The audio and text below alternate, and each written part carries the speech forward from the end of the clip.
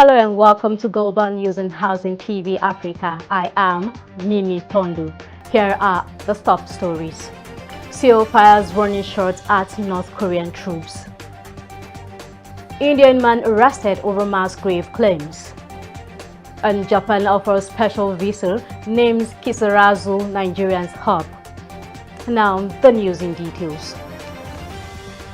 South Korea has confirmed that its forces fired warning shots earlier this week after North Korean soldiers briefly crossed the heavily fortified border dividing the two nations.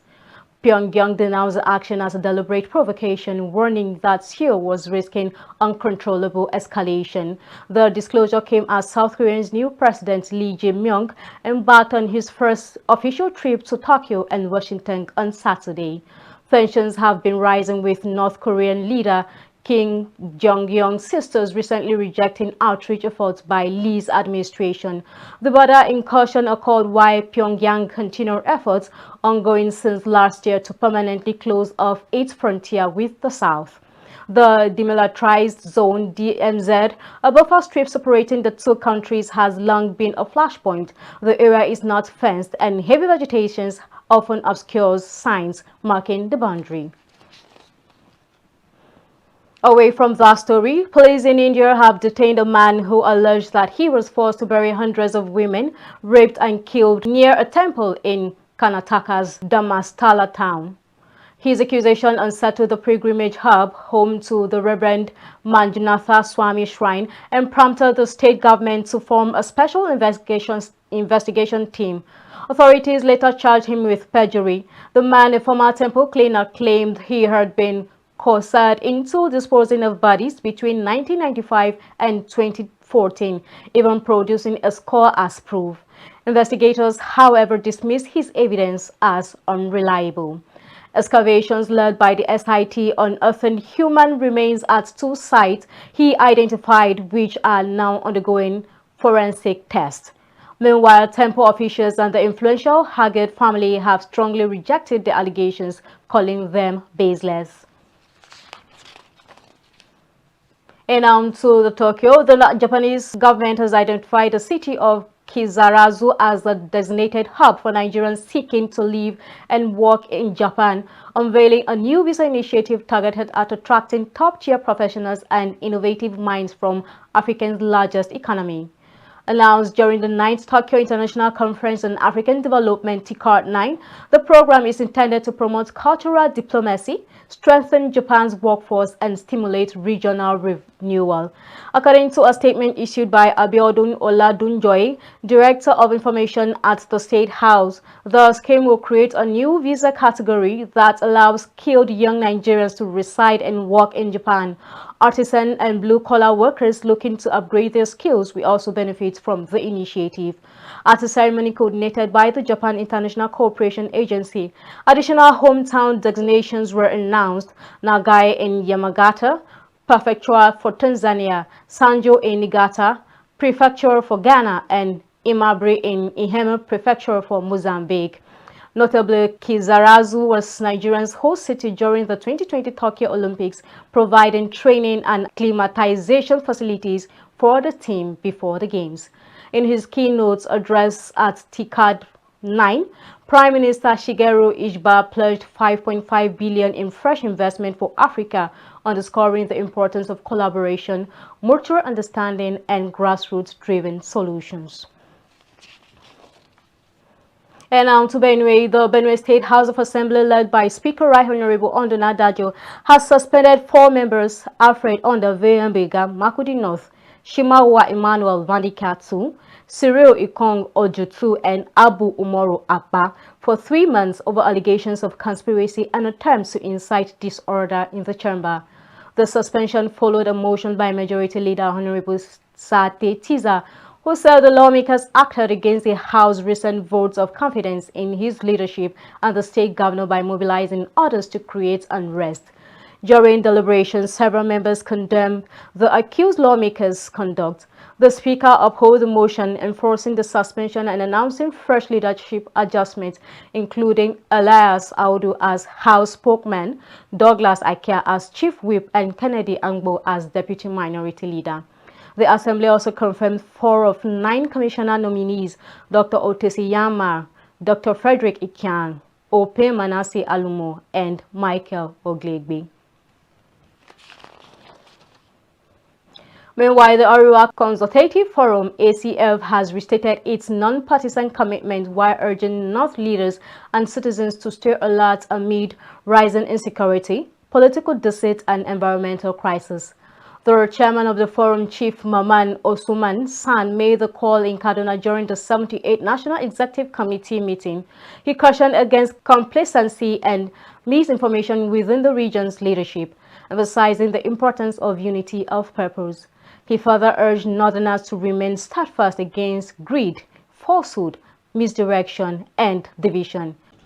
We have also lost children, middle-aged men and women, and the aged to natural causes, flood, from drowning, and to evil criminals, psychopaths, gangsters, bandits, marauders, and terrorists.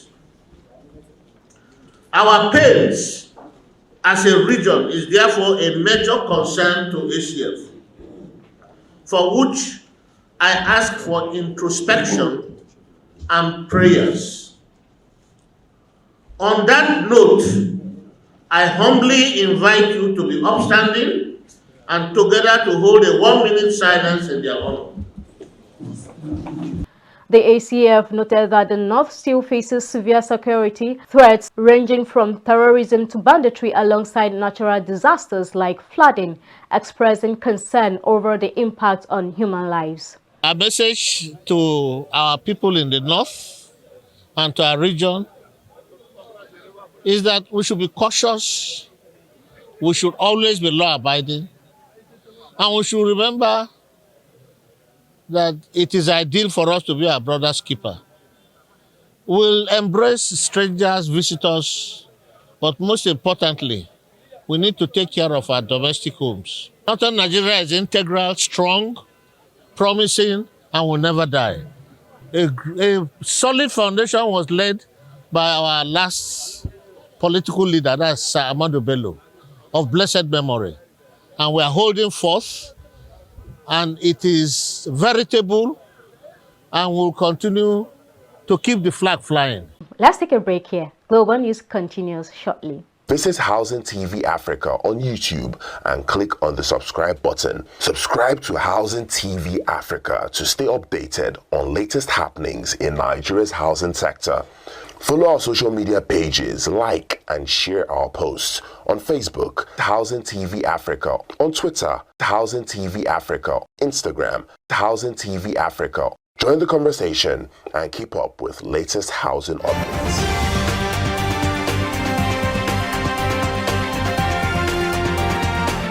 Glad to have you back. You're still watching Global News on Housing TV.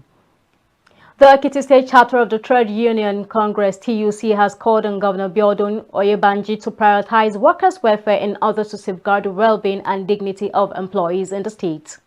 Speaking at the union's first quadrennial delegates conference, the newly elected chairman, Comrade Omotala Fomo Roti, stressed the importance of building a society where labor is valued, rights are upheld, and workers' dignity is preserved. In his remarks, outgoing chairman Comrade Solo Adigon urged his successor to engage the state government through constructive dialogue in the interest of workers. Also addressing the gathering, Head of Service Mrs. Folakemi Olomo Jobi reaffirmed the government's commitment to ensuring a conducive work environment for Ekiti workers. Our mandate is clear. For this team, we have this mandate to defend the rights of workers without fear or favor, to promote industrial harmony based on fairness, equity, and mutual respect, to negotiate for better wages, improve working conditions, and sustainable welfare packages.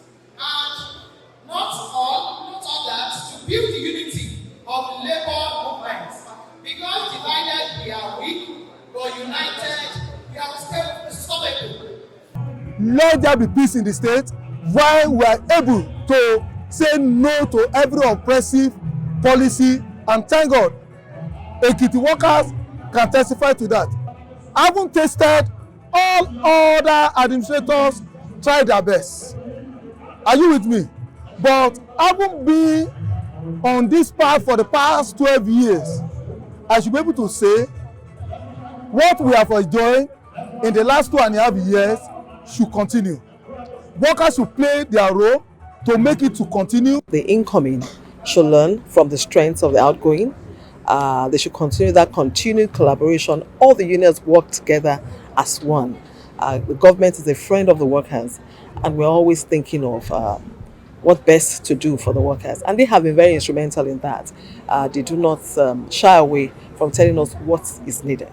Now to Ibadan. Muslim leaders across southwest Nigeria staged a peaceful protest in Ibadan, Oyo State, to oppose any military partnership between Nigeria and Israel. The rally, organized by the Ibadan chapter of Akash Nigeria, highlighted the worsening humanitarian crisis in Gaza and condemned what organizers describe as genocide against Palestinians.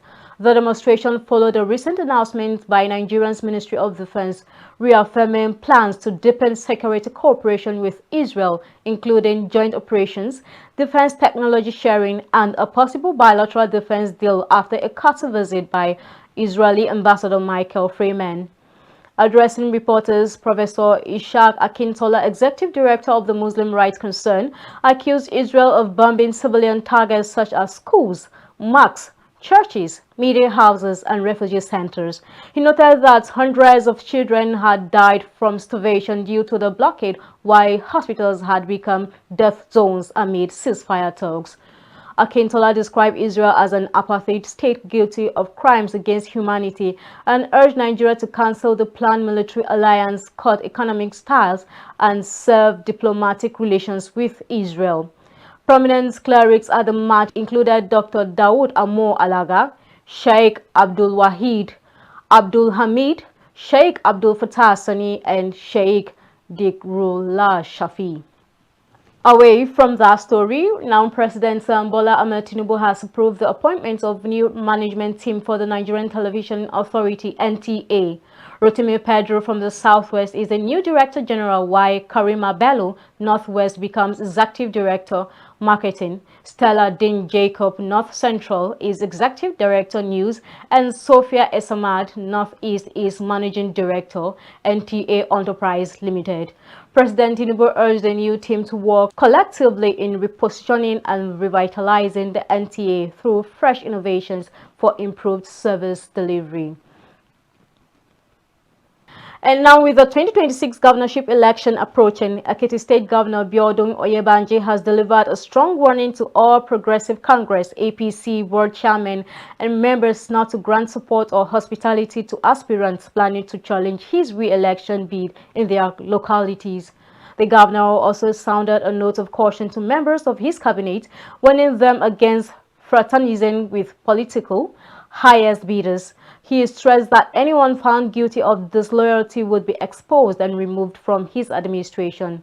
Director General of the group, Engineer Dikpo Bamishe, highlighted Oyebanji's achievements in education, health, agriculture, infrastructure, and other key sectors. I heard that they wanted to tour 3 times, they postponed it because they don't know where to start. Now they are planning to tour again. I want to see the local government. I want to see the local government chairman and the ward chairman that will open their door and office to this people.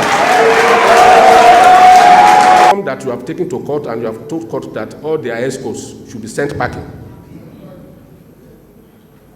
You are now going to return to the same platform. You know, if they are popular, they should go to another party and contest election. Mimiko did it in Ondo State. If they are sure of their popularity, they should not bother about anything. Let them go and adopt a party. Exceptional performances, strength of character, vision, and impeccable leadership in Ekiti State that the Alumni Association of his alma mater under the EXO Alumni Solidarity Group for BAO deemed it worthy to obtain the expression of interest form and the nomination form to run for a second term as the governor of our Abia State. The warning came during an event where the Ekiti State University Alumni Solidarity Group for BAO presented him with the party's gubernatorial nomination form, which the group said it purchased in recognition of his strides in governance. The Niger State Youth Stakeholders Coalition has praised President Tinubu for his commitment to peace and development in the region through the Presidential Amnesty Program. At their inaugural meeting in Agadagba, Obon, Ese-Odo local governments of Ondo State, members cited increased PAP funding for education, vocational training, empowerment projects, and support for regional commissions as proof of Tinubu's resolve. The group also lauded High Chief Government Ekpemobolu for championing Ijaw inclusion in national politics. The youth stakeholders unanimously thrown its weight behind President Bola Ahmed Tinubu and endorsed him for a second term to take the renewed hope agenda further higher level. He has the capacity to move the nation forward. He has done it in Lagos before, and I believe he will still do it. He has paid a lot of our international debt, you understand? And infrastructural development is going on. Human capital development is going on. The 2.5 years he has been on the seat, he has done a lot to the nation. And today, the crude oil has risen to a tangible number. The President, Bola Ahmed Tinubu, has performed well. And when somebody does well, it certainly deserves another term. Particularly because of those things that he has done for us as a nation, the Ijaw nation. Well, you are supporting Tinubu in a very great way. Look at it. Tinubu appointed our brother, Honorable D.I. Kekemeke, his own government. Tinubu was taking us a governor that the Riverland area, the person that we cannot be never, it's not happened to us before. They urged Niger Delta communities to resist divisive politics and remain united to consolidate progress. Now to the weather report. The Nigerian Meteorological Agency NIMET has forecast widespread thunderstorm and rainfall from Saturday through Sunday across several parts of the country. In its weather outlook issued in Abuja, NIMET said northern states including Kano, Katsina, Kebbi, Taraba, Zamfara, Sokoto, and Kaduna should brace for thunderstorms and moderate rains likely to intensify in the afternoon and evening. On Saturday, Sokoto, Kaduna, Kano, Kebbi, Borno, Yobe, and Taraba will witness storms in the morning, with activity persisting in Borno, Kano, Jigawa, Kebbi, and Taraba later. Central states including FCT, Nasarawa, Kogi, Niger, Benue, and Kwara will have light rains, while the south will see cloudy skies and showers in Enugu, Imo, Cross River, and Akwa Ibom. By Sunday, storms are projected in Jigawa, Sokoto, Kebbi, Katsina, Kano, and Borno, extending later to Sokoto, Zamfara, and Katsina. The central belt to record light rains in FCT, Nasarawa, Kogi, Benue, and Kwara, while the south expects showers across Oyo, Osun, Ogun, Imo, Enugu, Cross River, Akwa Ibom, and Bayelsa.